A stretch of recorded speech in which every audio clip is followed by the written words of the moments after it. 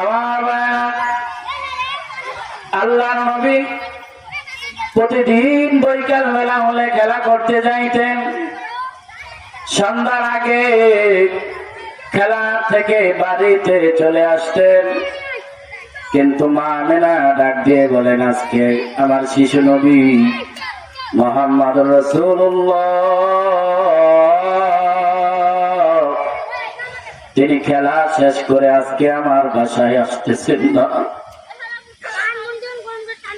ব্যাপার কি? সন্ধ্যা হয়ে গেল, অন্ধকার হয়ে গেল, মোহাম্মদ কেন বাসায় আসে না? মা আমেনা বলে, দুনিয়ার মানুষ ছিলে আমার ছোট্ট শিশু, ছোট্ট সন্তানটার বাবা নাই। সন্ধ্যাবেলা আমি আস্তে আস্তে যখন পাহাড়ের ধারে গেলাম, ব্যাপার কি? প্রতিদিন তো সন্ধ্যার আগেই আমার সন্তান আমার বাড়িতে চলে আসছে। আজকে কেন আমার সন্তান আমার বাড়িতে আসে না? সব সন্তানেরা যার যার বাড়িতে ফিরে গেল, কিন্তু শিশু মোহাম্মদ কেন বাড়িতে আসে না? মা আমেনা বলেন, আমি আস্তে আস্তে করে পাহাড়ের চূড়ায় গেলাম, খেলার স্থানে গেলাম, যা দেখি আমার সন্তানটা পাহাড়ের পাশে বসে চোখের পানিগুলি ছেড়ে ছেড়ে কাঁদতেছে। মা আমেনা ডাক দিয়ে বলে, বাবা রে,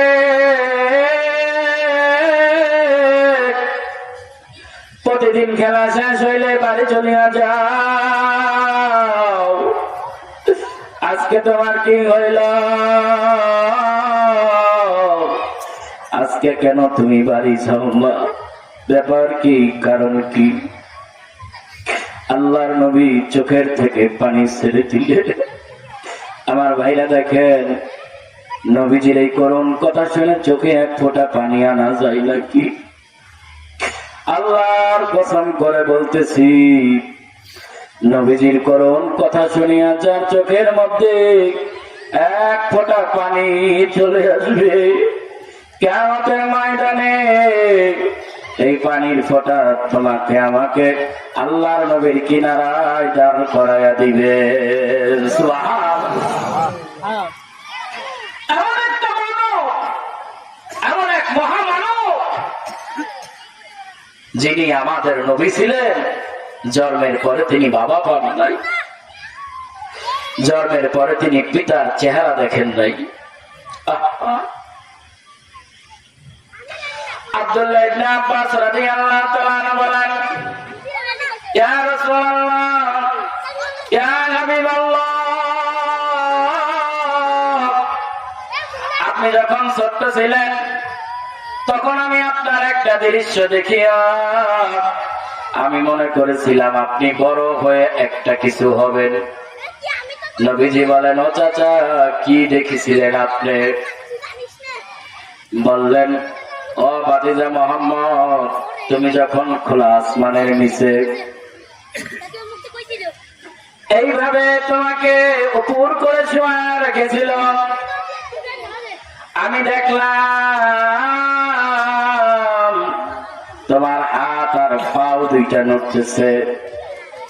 হাতটা যখন ডান দিকে যায়, আসমানের চারটা লাফ দিয়া ডান দিকে চলে যায়। তোমার হাতটা যখন বাম দিকে যায়, আসমানের চারটা বাম দিকে চলিয়েছে। আবাদিজা মোহাম্মদ,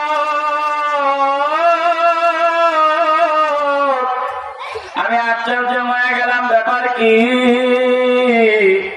কারণ কি? তোমার হাতের ইশারা ইশারা চান আসমানে দুল খাইতেছে। কানাল কমারু ইউনাজিনি ওয়ায়ুহাকিনি ওয়ায়ুমনানি। আল্লাহর নবী বলেন, চাচা, আপনার বক্তব্য কি শেষ হয়েছে? বলে, ভাতিজা মোহাম্মদ, আমার বক্তব্য শেষ হয়েছে। বলে, আমার চাচা গো, দুনিয়ায় যখন সন্তান জন্মগ্রহণ করে পৃথিবীর বুকে সব চাইতে মা এবং বাবা সবার চাইতে বেশি খুশি হয়।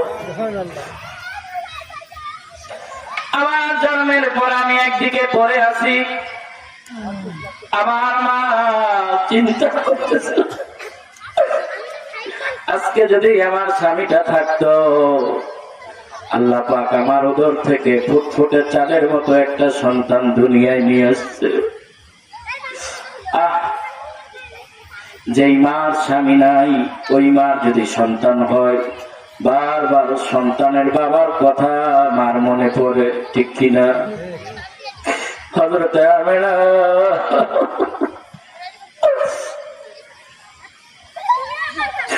বারবার আব্দুল্লাহর কথা মনে করতেছিলেন।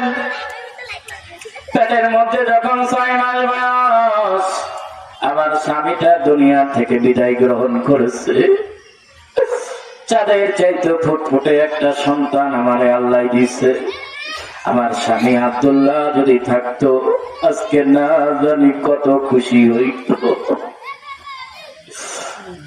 আল্লাহর নবী বলেন, চাচা আব্দুল্লাহ ইবনে আব্বাস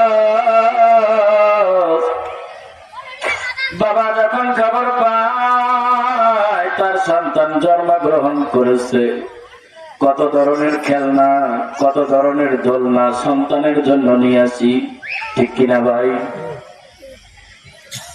আমার ভাইরা দেখেন, একটু চোখের থেকে পানি আনা যায়নি, কার জন্য কাঁদবো? যেই নবী তোমার আমার জন্য 63 বছর জিন্দেগি কান্দিয়া কান্দিয়া জীবনকে আন্দার করে শেষ করে দিয়েছে, কেমন একজন নবী নিজের জন্য কোনোদিন কান্দে নাই,